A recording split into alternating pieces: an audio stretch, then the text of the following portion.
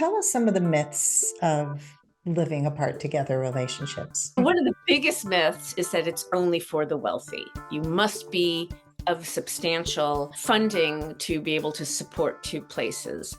And the reality is, as you mentioned, when people meet someone and maybe date and fall in love with that person, they are already not living together.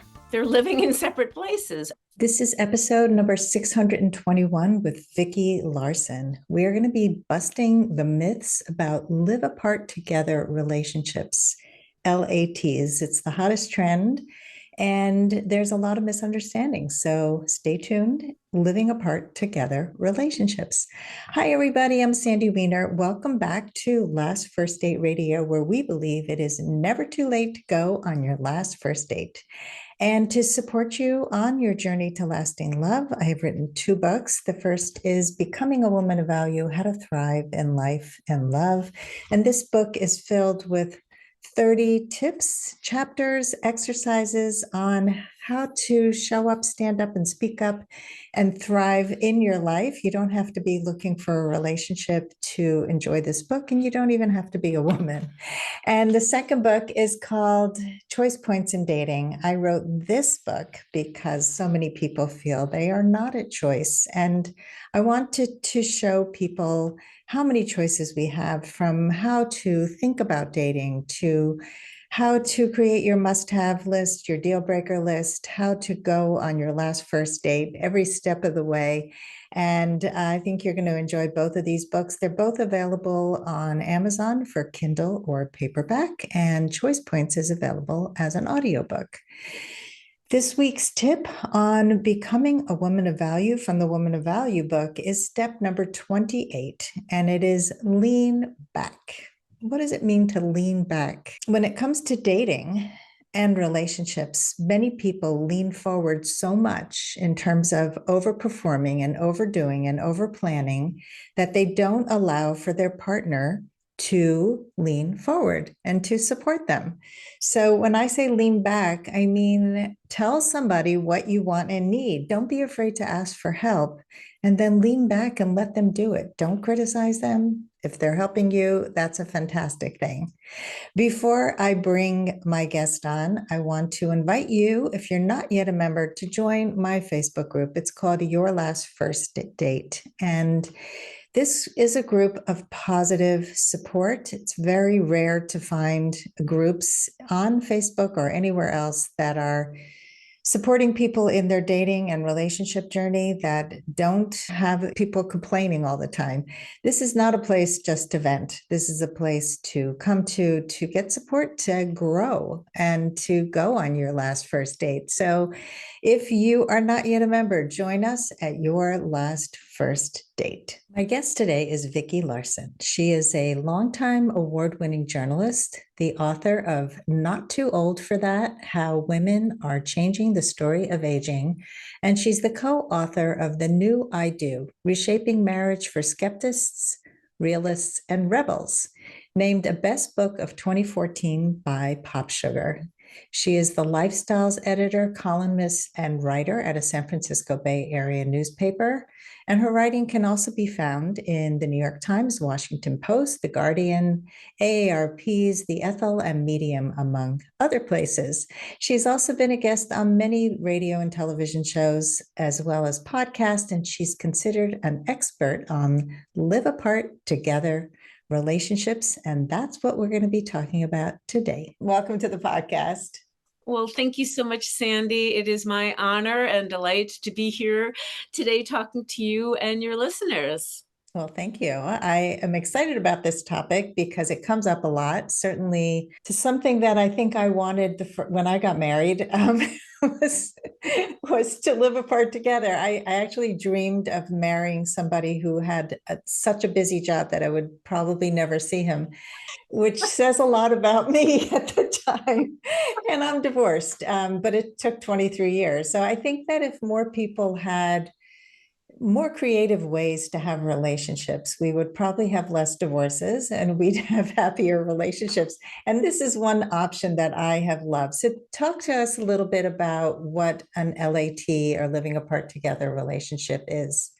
Okay, yeah. So the kind of official definition that was created in the 1990s is it requires three things by this definition: that they live separately, that two, they actually are a committed couple, and three, others see them as a committed couple. So that has other people have kind of tweaked that definition, and I've kind of tweaked it for my book because I wanted to be more inclusive. I wanted to include, well, some people are not couples, they're solo poly or they're polyamorous, and so they have more partners than just one. I also wanted to include people who sleep in separate bedrooms. That's not traditionally living apart. However, that is kind of a growing phenomenon, stupidly called sleep divorce. But I quote Wendy Troxell, who's a sleep expert, and she calls it a sleep alliance, which is a kinder, gentler way of talking about the same thing and actually is more accurate and speaks to what's happening. And also, I include people who maybe do share the same roof, besides maybe having different bedrooms. Maybe they're in a duplex, upstairs, downstairs, or side by side. So, but basically, people are having a space to call their own.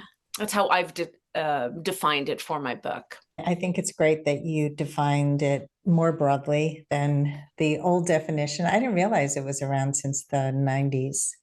Oh, That's it's interesting. actually it goes back to the 70s. Well, it goes back to the 70s, when a sociologist was studying gay men in Detroit, and it was an admittedly small study, but he found that many of the gay men were in romantic relationships but didn't live with them. The reason was because homosexuality was not accepted in those days. So this was a way for them to have a romantic relationship that didn't look like a romantic relationship and that they lived separately. But it actually even goes back farther. One of the founders of the ACLU, she wrote an essay called Marriage Under Two Roofs. And that is back from the 1920s. So in various incarnations, it's been around for a while. Yeah, which is interesting. But it's becoming much more popular now, to the point that social scientists are realizing we need to spend more time studying this. And I also want to say something else. Some people live apart together because they're young and they're not ready to take the next step. I'm not speaking to those people. I'm speaking to people who are choosing this as a lifestyle, Mhm. not because of constraints or anything, but they're choosing to not live with their romantic partner. That's an important distinction, I believe. Yeah, for sure. Because a lot of couples don't live together until marriage, or they choose not to get married at all. But Right. yeah, but I think that your definition definitely makes sense. And I actually met couples years and years ago who would live together like long weekends and they would be apart during the week. So their marriage was actually very successful. They had job constraints, and so the husband was working in Washington, D.C., and she was living Mhm. in New York City. And I have a friend whose husband started working for NASA and had to go to Massachusetts during the week, and she lived in Connecticut. And so it wasn't that far. Both of these are drivable, Yeah. but it happens all the time. So tell us some of the myths of living apart together relationships. Okay, yeah, this is one of my favorite things. So one of the biggest myths is that it's only for the wealthy, right? You must be of substantial funding to be able to support two places.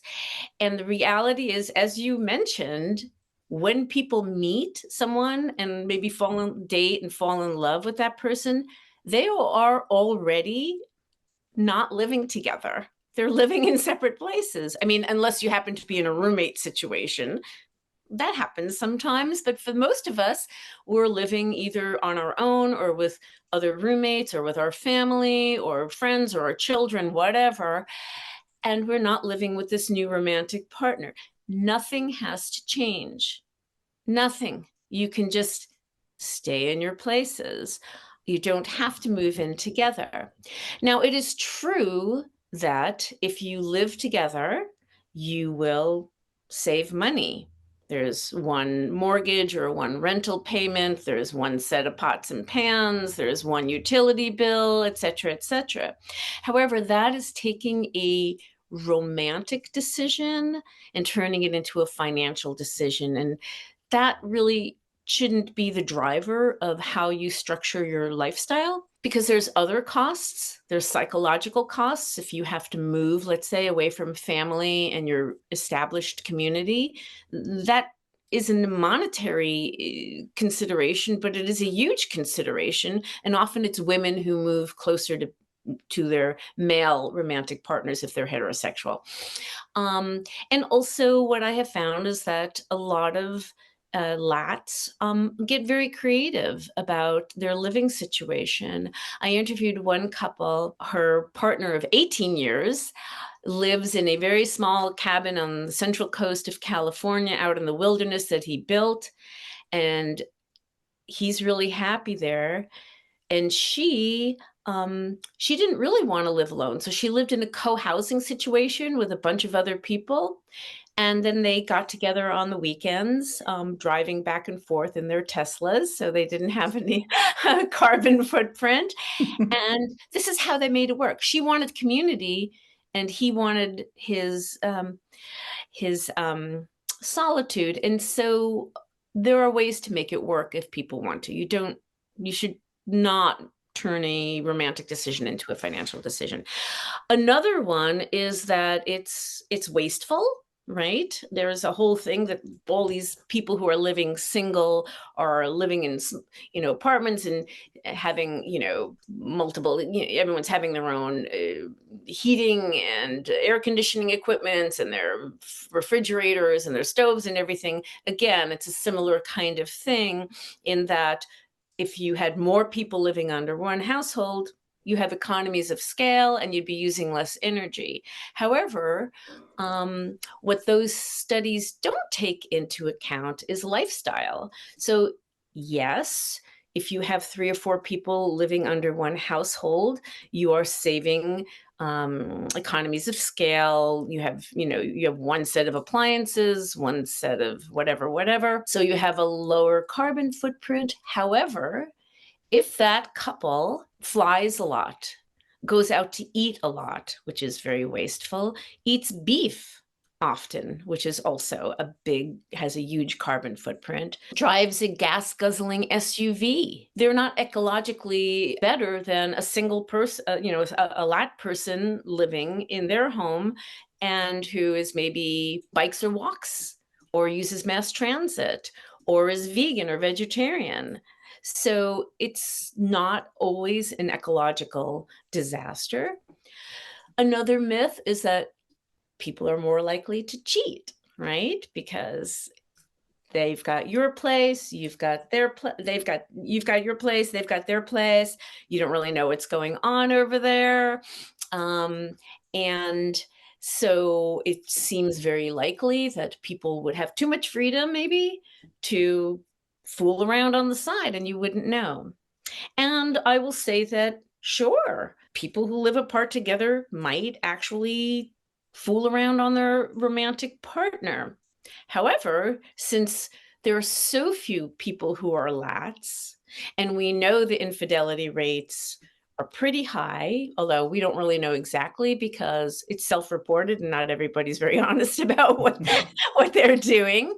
But since more people are living together or are married than living apart, and there's all of this infidelity, as we saw with the Ashley Madison thing a few years ago, it doesn't necessarily mean that you're living apart, because most people are cheating right now while they're living with someone. And so the bigger issue is not your living arrangement, but can you trust your partner? And is your partner worthy of your trust? And can your partner trust you? And are you worthy of their trust? It's the person, not the lifestyle. So that's another myth. I think that a lot of people who are living apart together are happier. And we'll go through the practicalities and the pluses in a minute, but I think because they're not on top of each other and they actually have a chance to miss each other, Yes, and they also, ideally have to have better communication because totally. people who don't live apart can take each other for granted, don't really discuss things. It's the same thing with poly lifestyle. They have to have really good communication or it won't Mhm, work. And mhm. so I would say trust probably is more likely in an LAT relationship in some ways. Well, yes, and thank you for saying that. The research backs you up. You have to work harder.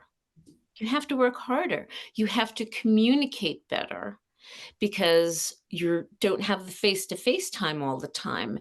And so you're actually put in maybe uncomfortable positions to challenge yourself, to be a better person, to learn how to communicate better, to learn how to maintain intimacy from afar. And um, so that all works towards building trust. And just because you're occupying the same space doesn't mean that you're actually interacting. As a matter of fact, I think most of us spend like, I don't know, 3, 4, 5 hours on our devices, that, just if you're sitting next to your partner and you're both texting or scrolling, that's really not interacting. No. Okay, I found another myth. Okay. um, that you're just dating. And because we understand people who live together, that's some sort of a commitment, right? You're sharing the same space.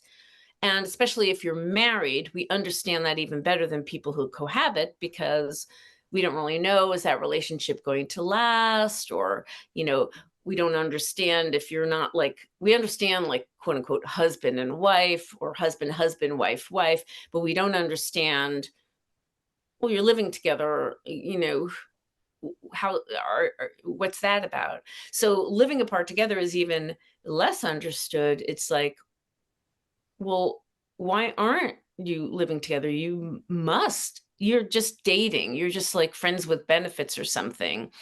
And, my friend Sharon Hyman, who she's a Montreal filmmaker and she runs the Partners Facebook page for people who want to join that. It's a great group, a supportive group of people who are curious about LAT or in LAT situations.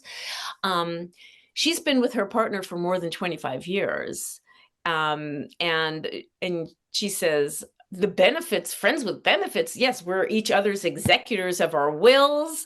And, those are some benefits for 25 years. So Yeah. people don't understand, because what we have in our head is that if you love someone and they love you, why aren't you living together? Something must be wrong.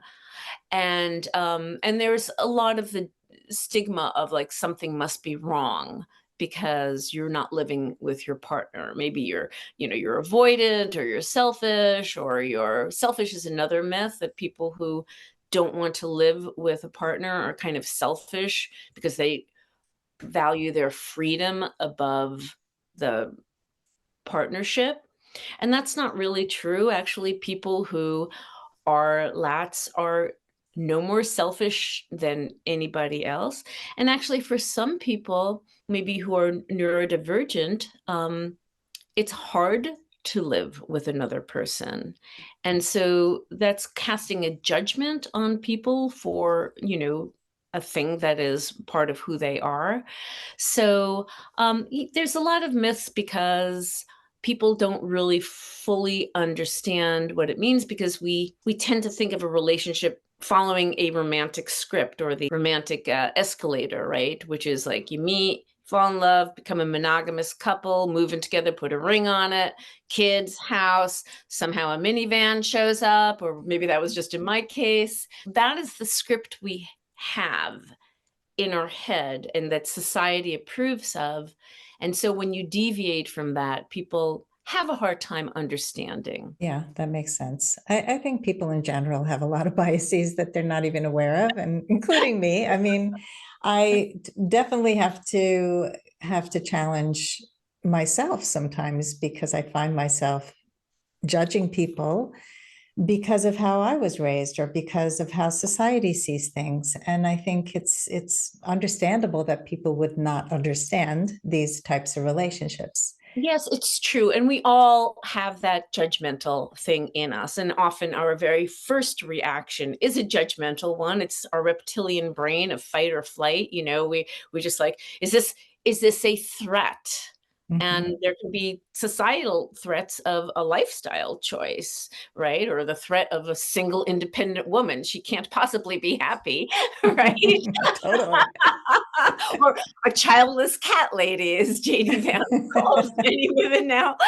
Um, so yes, it is understandable that we will have that judgment. We've internalized a lot of messaging, but it's what we do with that after, and maybe to express a curiosity about it instead of a judgment about it. Like, tell me how that works, you know?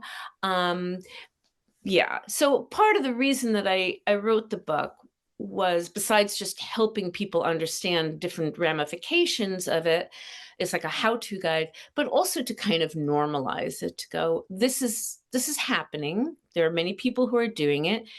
And I need to preface that by saying it's not for everybody. It's not. If you are someone who doesn't, you're not a trusting person or a jealous person, if you are insecurely attached, if you believe in attachment style, it's probably not going to work. If one of you really wants it and the other one doesn't, it's probably not going to work. And there's a lot of ambivalence, even for people who choose it. Like, is there something wrong with me that I don't want to live with my partner? But all romantic relationships have ambivalence baked into them. Is this the person I should marry? Is this the person who's going to be the good mother for my children? We have a lot of ambivalence about romantic relationships in general. So just because you're feeling a little ambivalent about a live apart together lifestyle doesn't mean you shouldn't explore it to see if it's something you want to do. And another thing I need to say is that besides not being for everybody, I am not saying that live apart together is better than living with someone. It is an option that people can explore, and it's just an option, one of many. And there are many. Yeah. And I think that that's what's wonderful about dating today and being in relationships today is that we do have options and we can kind of design it, especially if we're dating when we're older. And, Yes. I know that when I was in my 20s, I really wanted to get married. I wanted to raise a family and do all that escalation stuff that you just talked about. Yes. That was really important to me. And I chose a husband based on things that I would not choose a partner today. And I Oh, think that many of us are in that position where we're looking for a best friend, we're looking for a travel partner, we're looking for somebody who's going to do activities with us, somebody to talk to, not necessarily somebody who has to be everything, not a parent yes. for a child, which is a very Yes. different, and you talked before about financial stuff. Marriage is pretty much not just a romantic decision, it's a financial decision. Oh, it's mostly a financial Yeah, it decision. is. It's a business. Yes. Because when you get divorced, you see how much of a financial decision that is. And also, you sue your former spouse. That is Yes. actually what a divorce is. You are Yeah. suing them. You are serving them legal papers, which is, I think a lot of people don't understand that. Well, Yeah. you bring up an important thing for, people, especially, women later in life, as we are. That romantic script doesn't really work so much anymore because we're not having children with them. I mean, some older women are, but and some older men certainly are, um, but generally not. And many of us are already established in our own home, and we are established in a community, and so therefore things are different later in life, and there really isn't a script for us to follow at this age. It's something that we have to kind of explore on our own and create for ourselves. And the American anthropologist Margaret Mead wrote in the 50s. Now, remember, in the 50s, women generally had to get married. That was the societal expectation. She said, and I love her, she said, women need 3 husbands, one for youthful sex, one to raise children with, and one for later in life companionship. Of course, I would say later life companionship and sex, I Margaret, would too. because we're not done with that yet, most of us. And honestly, what we're seeing is that is already kind of happening in society. You see a lot of young people moving in together, trying it out, breaking up, because people who live together often break up, unless they're already like planning to get married or already engaged. And then we're seeing people who are having children, and then we're seeing the rise in gray divorce. Divorces are down in the United States and also across the globe, except for the 50 and older crowd. They are divorcing like it's, the hottest new Beyonce song or something. It's just, yeah, we are the group that is divorcing the most. So basically, we are already kind of following Margaret Mead's script, if not 3 times, then at least 2 times. Marrying, having children, boom, divorced at midlife, and then what? Well, if you're a woman in her 50s right now, with luck, you've got another 30, 40 years of life ahead of you, right? How do you want that to look like? So Yeah. a lot of women are yes, they're saying, yes, I would like to have a romantic partner again, but I don't know if I want a husband, and I don't know if I want anyone living with me. It makes 100% sense to me. And I'm just finishing up my 3rd book, and it's stories of real couples who found love later in life. And they're all different, and they have different living situations. Some are married, some are not, some are on their 3rd husband, some are falling in love for the first time. And I think there's just such a beautiful thing that happens when you do some inner work, you know yourself better, and you pick a partner for the right reasons. And I think that knowing that this is an option, that you can live apart together, you don't have to move in right away and try to merge lives. I mean, I have clients who are struggling with grown children moving into the house, and Mm, they've been spoiled by their father and never had to pick up a finger. And then what do you do? What's your role in all this? Like it's yes. complicated, right? So Well, if you're living apart, it's not as complicated. that is true. And I will say I have friends who at midlife married again, one for the 2nd time, one for the 3rd time, and they so wanted to be living together. They just love the idea of having a partner around. And I think that's great and wonderful. And also there are some people who, especially women, been there, done that. Some sociologists call the live apart together lifestyle the gender revolution, advancing into old age, because okay, mostly it's boomer women who are doing this. They're the ones who are really embracing the live apart together style.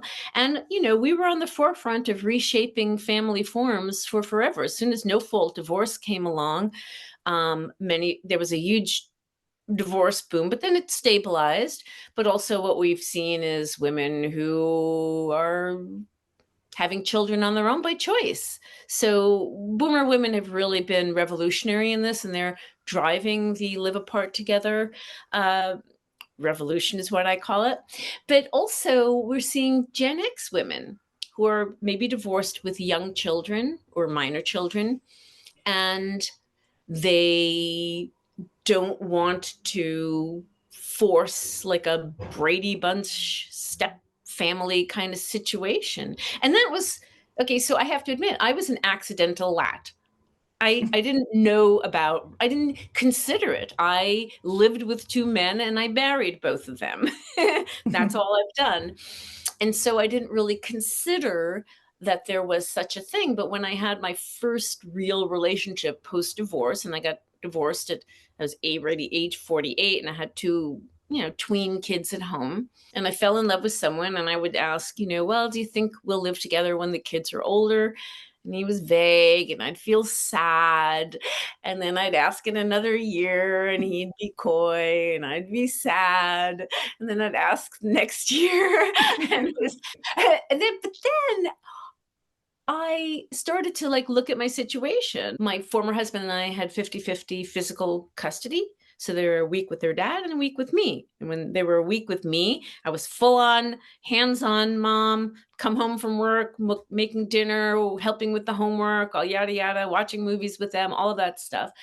But then the week with their dad, I had a freedom that I hadn't had in the 15 years of my marriage and the 2 years we lived before that. And I had no one to be accountable to or answer to or have to tell what I was doing or why what I was doing. And it felt really, really good. And so I stopped asking if we were ever going to live together because I realized I don't know if I actually really want that. Mm. But it wasn't something that I thought organically about. But it was about the time when I started to really think critically about marriage and love and romance and divorce, all the narratives about it, what we've been told about it. And I started to doing a lot of reading about it and writing about it. And so I had a whole, epiphany about having, been married twice. And the interesting thing is, Sandy, is that so when I was 20 and I dropped out of college to follow my boyfriend out to Colorado where he was going to school, and my sister was already out of the house, my mom, a 50s era suburban housewife, left my dad in New York, went down to Florida where my sister was living, bought herself a condo, got herself a job, and had this whole life in Florida. And my dad and Teddy, our Yorkie, would come down once a month for a long weekend. And they did this for about 10 years. And because I was in Colorado and I was 20, I was not really paying attention to what my parents were doing, right? But when I got divorced at 48 and I went to my mom and I had a heart to heart with her, like, did you like being a wife? Did you like being a mother? Do you have any regrets? Would you have done things differently? I was like, Mom, what the actual hell? And she said, I had enough. And after being a wife and a mother for many years myself, I knew exactly what she meant. And I think probably a lot of your female listeners will know exactly what it is that she had enough of. And I wouldn't recommend people do live apart together because they've had enough. But, a lot of women see live apart together as a way to, quote unquote, undo gender. They've been there, done that. They've done the caretaking for everybody except themselves. And a lot of us feel right now, this is my self-care time. And a lot of women do not want to give up. A lot of women who are divorced or widowed do not want to give up their freedom and sense of independence at this stage. They've done the sacrificing and they're done with it.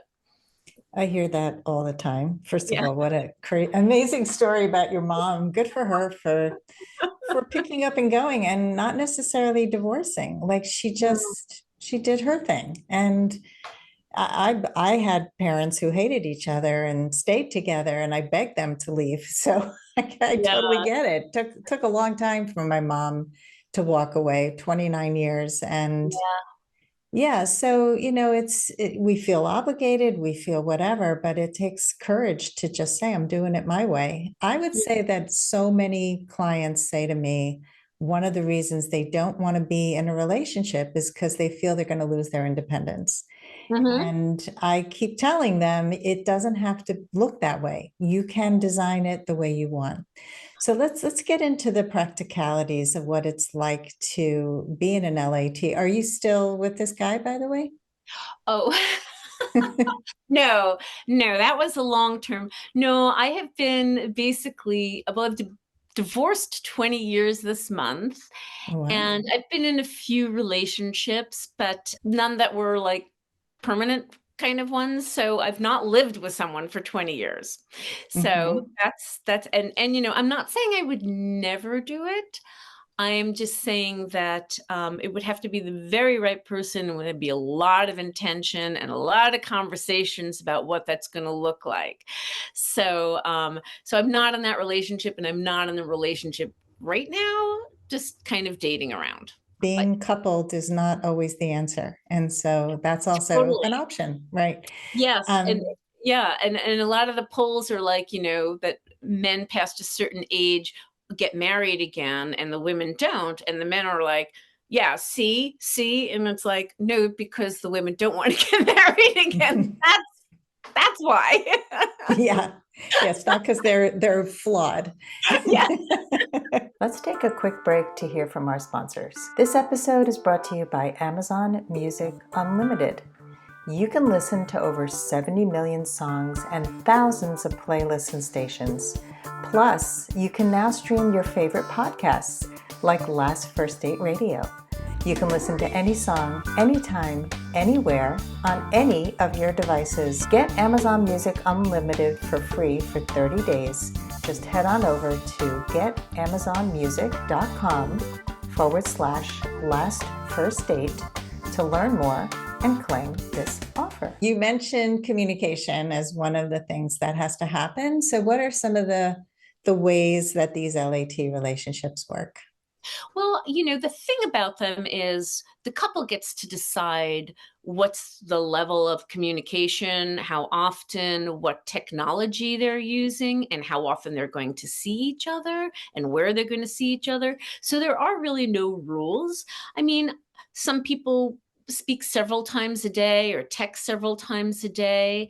And some people say we're not going to go 2 weeks without seeing each other. Other people, like Sharon in Montreal, they spend pretty much every night together, but then they go to their respective places and they kind of chit chat and text throughout the day. Um, you know, you'd have to feel pretty comfortable with some technology if you want, but I think most everybody is nowadays. There's laptops, there's phone, there's FaceTime, there's Zoom, there's an old-fashioned phone call. One of the experts I interviewed for my book, he said that one of the couples he's worked with, they keep an ongoing erotica story. Like he sends it to her, and then she adds her thing, and then she sends it to him, and that's a way Oh, of communicating and building intimacy. So, I mean, you have to decide how often you feel like you need to communicate during the day, because what you really want to do is make sure that you're honoring both your individual needs and also your couple, if you're a couple, not poly, your couple needs, because all of that is important. But it's up to the couple to decide, and also how much to see each other. One of my last relationships, I was like, 4 days a week, that's it. That's it. That's all we're gonna say. And even that felt a little bit much with that person. Um, so you have to decide how you want to communicate, how often you want to communicate, how much FaceTime, and and also to feel comfortable being able to express to your partner, I need more, or this feels like too much, and what can we do to create something that works better for both of us. So yeah, it does challenge you to be better communicators. Yeah. yeah, for sure. And I'm thinking also financially that many couples are mismatched at this age, and as they become couples, women have often said to me, well, I make more and I don't want to be with a guy who makes less. But I know couples who make that work by, again, communicating what works for them. Because are you willing to give up an amazing person just because they haven't saved as much or haven't earned as much? Right. And maybe you want to travel more, or maybe you want to pay for certain things and they pay for other things. It's all communication, I think. What do you think? Yes, it's interesting because some of the research, I mean, some people do meld a certain amount of money together, you know, like a vacation fund or something.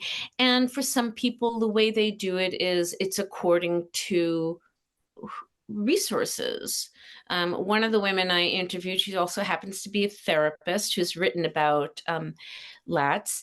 She and her partner of 20 plus years, um, she likes to stay in a little bit fancier places than he does. So she pays more.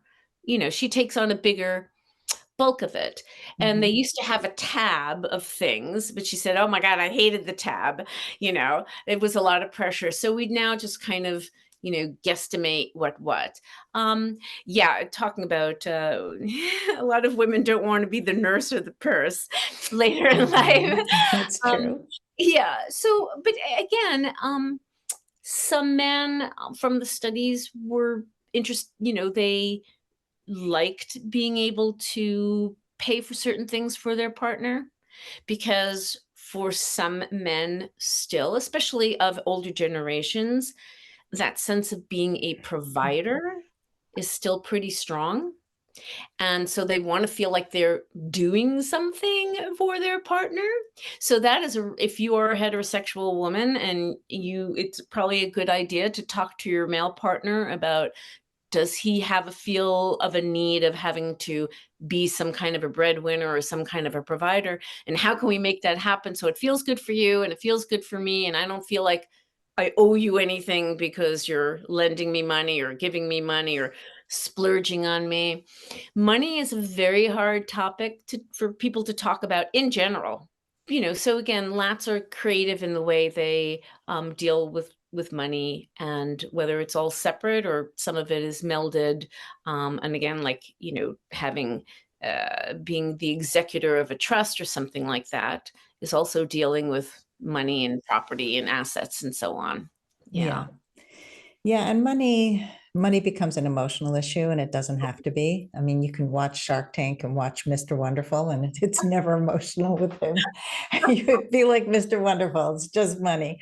But another topic that's challenging for people is sex. And I can imagine that navigating sex in these types of relationships also is a unique experience. So tell us a little more about that. Well, yes. So Esther Perel, the famous Belgian therapist, says that erotic desire needs space. And that is true. When you are melded together, you're not two separate people. You don't have the sexual tension. So a lot of people think, well, if you're not sleeping in the same bed, what about sex? Well, first of all, just because you're sleeping in the same bed doesn't mean there's any sex. And I think a lot of people know because we're constantly hear about sexless marriages. And also, you can live apart and spend every night sleeping together, as Sharon and her partner do, because they live close to each other. Not everybody does. So one thing that we have found from research is that when you miss somebody, you idealize them.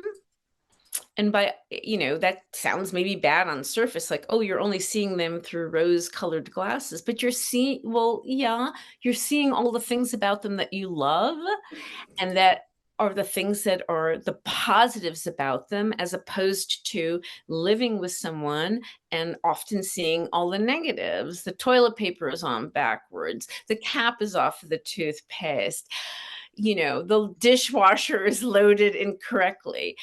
That does not build sexual tension.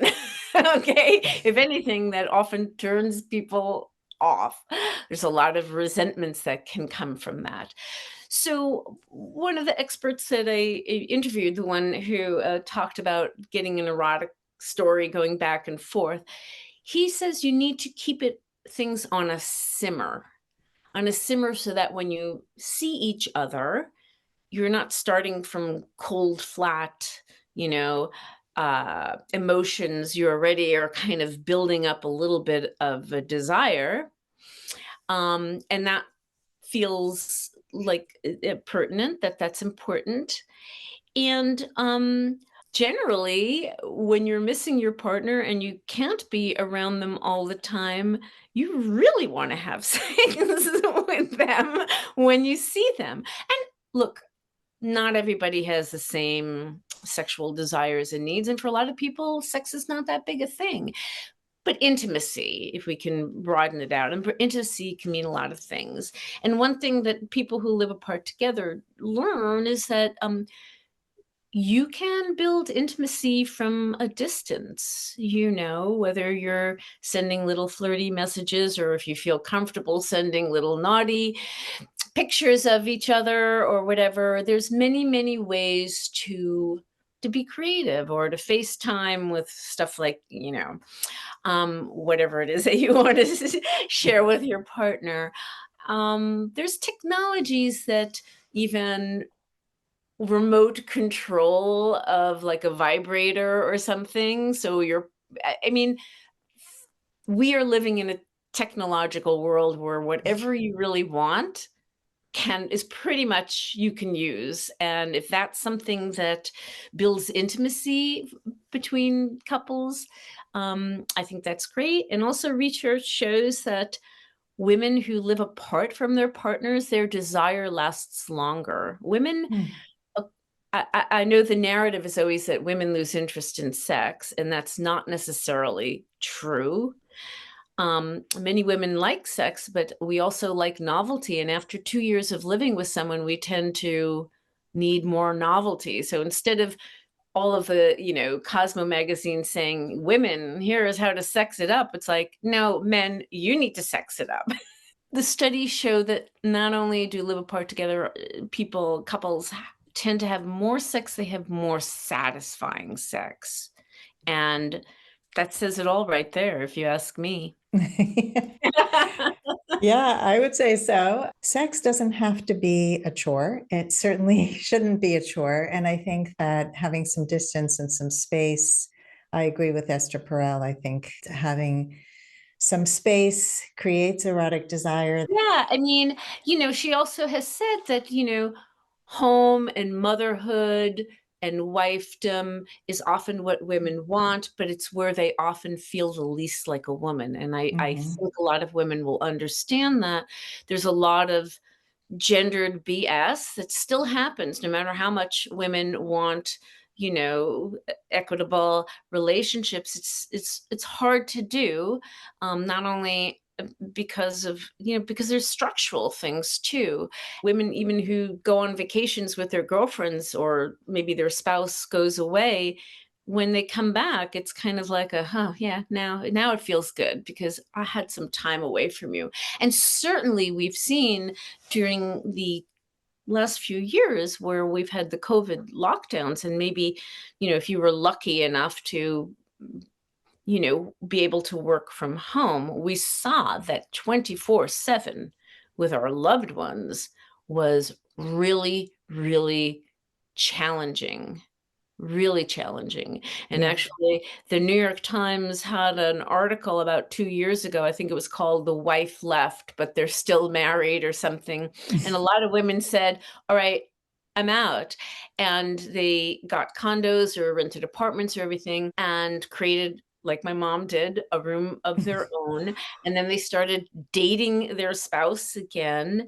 And, one of the women said, like, I considered this an investment in my marriage because we Mm, were going to end up divorced. And this whatever condo that she bought was like, this is saving my marriage. interesting. And yeah, and also what we saw during the pandemic is that sometimes people had to live apart from their partners, either because they were frontline workers and they were surrounded by COVID and they wanted to protect their family, or they or a family member got COVID and they had to isolate. Many people realize like, oh, I feel really crappy because I'm sick, but also I, I have some peace and quiet from work. Right. And this feels really good. Yeah, yeah. I would also say the flip side of that was people who were dating. And Mm, I launched a class for people who were dating online during the pandemic, Ah. at the start of the pandemic, because so many people were like, I don't know what to do. Should I Mm, continue to date online? I'm never going to be able to meet these people. And all the things that you said that people were getting creative about in terms of connection through technology happened during the dating part of yeah. COVID too. Hmm. And so people would watch shows separately together and Hmm. they had this whole thing on Netflix where you could watch a part together and comment. And they have Zoom games you could play with a partner and all these creative Yeah. things that people could do so that they could stay connected and build intimacy without seeing each other. And all the external factors were taken away, like who pays for the first date and when do we Right. have sex? So they really just got to know each other. And I think there is something so beautiful about that. There is. I think Helen Fisher called it slow love, Mm. which is actually a very nice thing. And, remember, I mean, these are not live apart together people, but there are people who are long haul truckers. They're gone from home for a long time. There are people who are deployed in the military. They're gone from their family for a long time. There are people who are incarcerated. They're gone from their families for a long time. There are people who are CEOs or, businessmen or business people like the people you talked about, where they work on this coast and then come home every weekend. There are pilots and flight attendants and all sorts of firefighters who spend time apart from family. This already happens. People spend time apart together and they manage to stay married or stay coupled happily, have good sex lives, yada, yada, yada. Um, so often we don't have a problem with people who choose those kind of jobs, even though they know that it's going to keep them away from their family. But to actually choose to live away from your partner sounds weird, but it happens all the time. It's just getting your head around how you can make it work because, you know, people still want to stay connected if they're deployed overseas. They want to talk to their loved ones. They want to write letters to their loved ones. Connection is important no matter where you are or why you're there, right? So true. And it's really interesting to think about all the other people who live apart together without it being maybe intentional from the Hmm. start. So Vicki, this is fascinating and there's so much more we could talk about, but I'm going to ask you my final question that I ask everyone, which Yes. is, what are your final words of advice for anyone who wants to go on their last first date? I think it's very important to be open-minded and not feel pressured to have something look a certain way. You're meeting someone, an interesting person, hopefully, maybe not the right person, but you'll never know unless you open your heart and your mind to exploring and being curious about someone. And I mean, sometimes right away. I think there's such a thing called as love at first sight. I think that has happened. Often it's more lust at first sight. Mhm. Be open to the possibilities and, before you actually go on that date, kind of know if this person and you are possibly on the same page about things that are actually critical to you. I don't mean a long list, but if you have, political things or emotional things that are very important to you, um, get those out of the way first, make sure, and then go to that date with an open mind and an open heart.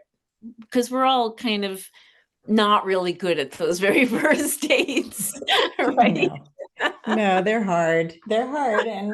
And we often have this set idea that we're Mhm. going to have butterflies immediately, we're going to know, and they're going to look a certain way and act a certain way. And sometimes people are scared, and sometimes they say stupid things, and sometimes we say Yes, stupid things. And yes. those things are forgivable. It's the actions that we're looking for. Oh, It's yeah. what is their heart? Who are they at their core? I just wrote a whole list of green flags to look for. And a lot of it is stuff that we find out later on, but how they resolve conflict, how do they deal with stress? How open are they? Are they curious? Are they Yeah. curious about you? Have they That is a big grown? one. Yes. Yeah. If I'm texting back and forth with someone 3, 4, 5 times and they ask nothing about me, Yeah. like, bye-bye. Bye. I will say one thing I always ask every man I go out with. I say, tell me about your best friend. I want to Mm. know about a man's friends. If a man does not have a friend or friends, then that to me is problem, because then I am going to be the emotional pet, and I don't want to be the emotional pet. No. I want to know that you've got a life on your own and that we will bring our lives together and enrich each other, not that I'm going to be your sole person. And a lot of men do that. They rely on their romantic partner so much so that if there's a breakup or a death, they're lost. And I want to make sure anyone I'm dating has got at least a good friend. Me too. This actually just came up in a video. I get interviewed a lot by Second Act TV, which I think you'd be a Oh, great yes. guest on there. Have you been on? I have, yes. Okay. Yeah, so Great. Soka actually is in an LAT. And but today they were doing something on yellow flags, and one of them was that they don't have friends, or they have too many friends, like both, like there's so many friends that they don't have time for you. But I had a situation many years ago with a guy who said, it's a shame that after divorce we have no friends. And I'm looking forward to being with the right woman so she can be my friend. And I'm like, I'm out of Oh. here. Goodbye. That is not the typical what happens with divorce. I mean, this is Yes. your situation, and I'm not interested in being part of it. But yeah, it's a great question. You want to see how people nurture relationships in general, and besides having a life, which is important. Um, Vicki, tell us the best way to get to find your books, to get to know you, maybe your website. I'll have all the links to all your social media on the show notes.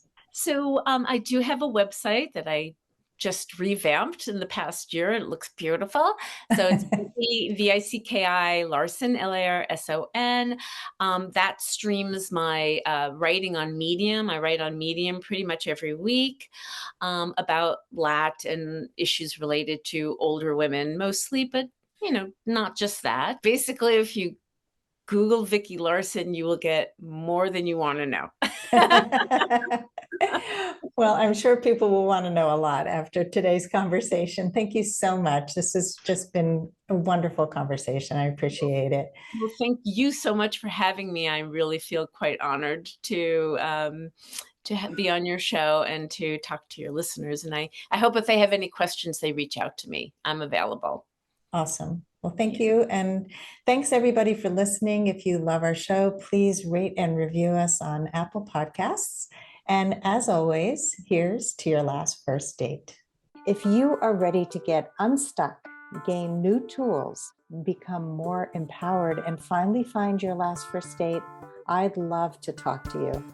Fill out an application to be considered for a complimentary half-hour love breakthrough session at lastfirstdate.com/application.